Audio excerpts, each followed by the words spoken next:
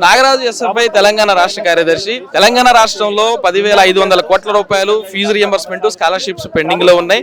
వీటిని విడుదల చేయకుండా కాంగ్రెస్ ప్రభుత్వం నిర్లక్ష్యం చేస్తుంది, తాస్తారం చేస్తా ఉంది. ఓ పక్క ఫీజు లేకపోవడం వల్ల 14 లక్షల మంది ఎస్సీ ఎస్టీ బీసీ మైనార్టీ విద్యార్థులకు రావాల్సిన ఈ ఫీజులు రాకపోవడంతో ఈరోజు కౌన్సిలింగ్ల ద్వారా ఇతర ఉన్నత చదువులకు వెళ్లాలనుకున్న విద్యార్థులకు సర్టిఫికేట్ లేకపోవడం, ఆఫ్ చేయడం, అలాగే ఫీజులు విద్యార్థులే కట్టాలని ప్రైవేట్ యాజమాన్యాలు బలవంతం చేయడంతో చాలా మంది విద్యార్థులు తీవ్రంగా ఇబ్బంది పడుతున్నారు. వాళ్ళ సర్టిఫికేట్లు ఆఫ్ చేస్తున్నారు. విద్యార్థుల చదువులు మధ్యలో ఆగిపోతున్నాయి. ప్రధానంగా ఈ విద్యార్థులు ఎవరు 14 లక్షల మంది విద్యార్థులు అన్ని రకాల వెనకబడిన విద్యార్థులు, పేద విద్యార్థులు, ఉన్నత ధనవంతుల పిల్లలు కాదు. కాబట్టి ఈ విద్యార్థులకి తక్షణమే పెండింగ్ లో ఉన్న ప్రభుత్వం ఇవ్వాల్సిన 10,500 కోట్లు ఇవ్వాలని మేము కోరుతా ఉన్నాం.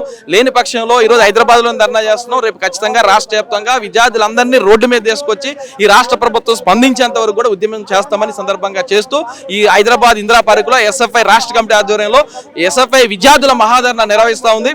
ఈ ధర్నాను చూసైనా ఈ రాష్ట్ర ముఖ్యమంత్రి, ఈ రాష్ట్ర విద్యాశాఖ మంత్రి రేవంత్ రెడ్డి గారు స్పందించి 10,500 కోట్లు విడుదల చేయాలని మేము డిమాండ్ చేస్తా ఉన్నాం. అన్న ఏ రకంగా చేస్తారన్న? ఇప్పుడు నిధులే లేవు అనేసి ముఖ్యమంత్రి చెప్తున్నాడు. మరి ఏ రకంగా ఇస్తాడు అనేసి అనుకుంటున్నారు?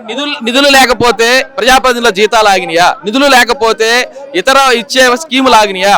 ఓట్ల కోసం వచ్చే వాటన్నింటికి నిధులు ఇస్తున్నారు. కాళేశ్వరం లాగా ఈ రాష్ట్రంలో చాలా ప్రాజెక్టులకు ఇల్లు వచ్చిన తర్వాత కూడా నిధులు ఇచ్చారు. అలాగే యంగ్ ఇండియా స్కూళ్ల పేరుతో కాంట్రాక్టులు ఇస్తున్నారు. కాంట్రాక్టర్లకు ఆగట్లేదు, వాళ్ళ జీతాలు ఆగట్లేదు, ప్రజాప్రతినిధుల అంగు ఆర్భటాలు ఆగట్లేదు, ప్రారంభోత్సవాలు ఆగట్లేదు, లేకపోతే ఇక్కడ గాంధీ సరోవర్ పేరుతో నిర్మిస్తున్నది ఆగట్లేదు, లేదా స్కిల్ యూనివర్సిటీ పేరుతో తీసుకున్న నిధులు ఇంకో ఏ రూపాయలు ఆగట్లేదు. అలాగే ఫ్యాషన్ షోలు పెట్టారు తెలంగాణలో.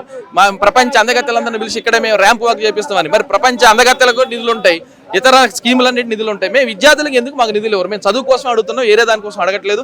మాకు ఇవ్వాల్సిన హక్కుతో, మాకు రాజ్యాంగం కల్పించిన హక్కు ఇచ్చిన ఆ నిధులే అడుగుతున్నాం తప్ప మేము కొత్త కోరికలు ఏం కోరట్లేదు. కాబట్టి వాటిని విడుదల చేయాలని మేము డిమాండ్ చేస్తాం. రాష్ట్రంలో ఉన్న పేద బడుగు బలహీన వర్గ విద్యార్థులకు అందించాల్సిన స్కాలర్షిప్ రియంబర్స్మెంట్ బకాయిలు ఈరోజు రాష్ట్ర ప్రభుత్వం విడుదల చేయడం లేదు.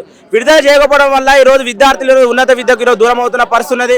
ఇప్పటికే కళాశాలకు వెళ్తే సర్టిఫికెట్ తీసుకుంటే సర్టిఫికెట్ కళాశాలలో రియంబర్స్మెంట్ కడితేనే ఇస్తామనుకుంటున్న పరిస్థితి రాష్ట్రంలో కనిపిస్తున్నది.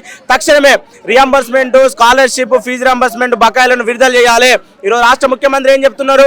బీఆర్ఎస్ హయాంలో ఉన్న ఏవైతే పెండింగ్ బకాయిలు ఈరోజు మేము ఇవ్వమని చెప్తున్నారు. దాంతోపాటు ఈరోజు దానిపైన ఒక స్పష్టత ఇవ్వని పరిస్థితి ఉన్నది. వీళ్ళు అధికారంలోకి వచ్చిన తర్వాత కూడా 3,000 పైచికి బకాయిలు ఉన్నాయి. ఈరోజు ప్రతి నెల ఇస్తామని, ప్రతి 3 నెలలకు ఒకసారి, 6 నెలలకు ఒకసారి, సంవత్సరానికి ఒకసారి అని అనే మాటలతో పూట గడుపుతున్న పరిస్థితి రాష్ట్ర ముఖ్యమంత్రి ఉన్నది. తక్షణమే జీవో నెంబర్ 7, జీవో నెంబర్ 8, 9 రద్దు చేయాలి. ఈ రాష్ట్రంలో విద్యార్థులకు అందించాల్సిన స్కాలర్షిప్, ఫీజు రింబర్స్మెంట్ బకాయిలను విడుదల చేసేంత వరకు భారత విద్యార్థి ఫెడరేషన్ ఎస్ఎఫ్ఐ తెలంగాణ రాష్ట్ర కమిటీ ఆధ్వర్యంలో పోరాటాలకు ఈరోజు సిద్ధమవుతున్నది. ఎక్కడికక్కడ ప్రజాప్రతినిధులను అడ్డుకుంటాం. ఈరోజు విద్యారంగంలో సమస్యలున్న విద్యాశాఖ మంత్రిగా ఉన్న రేవంత్ రెడ్డి పూర్తిగా ఫెయిల్ అయ్యిండు. తన శాఖనున్నది ఇతర మంత్రులకు ఈరోజు నిధులు వస్తున్నాయి, అనేక శాఖల మంత్రులు నిధులు వస్తున్నాయి. నీ దగ్గర రాష్ట్ర ముఖ్యమంత్రి దగ్గర ఉన్న విద్యాశాఖకు ఎందుకు ఈరోజు నిధులు ఇవ్వడం లేదని సందర్భంగా హెచ్చరిస్తున్నాం. ఖబర్దార్ రేవంత్ రెడ్డి తక్షణమే విద్యార్థి యొక్క విద్యారంగ సమస్యలు, విద్యార్థులకు అందించాల్సిన రియంబర్స్మెంట్, స్కాలర్షిప్ విడుదల చేసేంత వరకు విద్యార్థుల కోసం, విద్యారంగ సమస్యల హక్కుల కోసం పోరాటాలు చేస్తామని సందర్భంగా తెలియజేస్తున్నాం.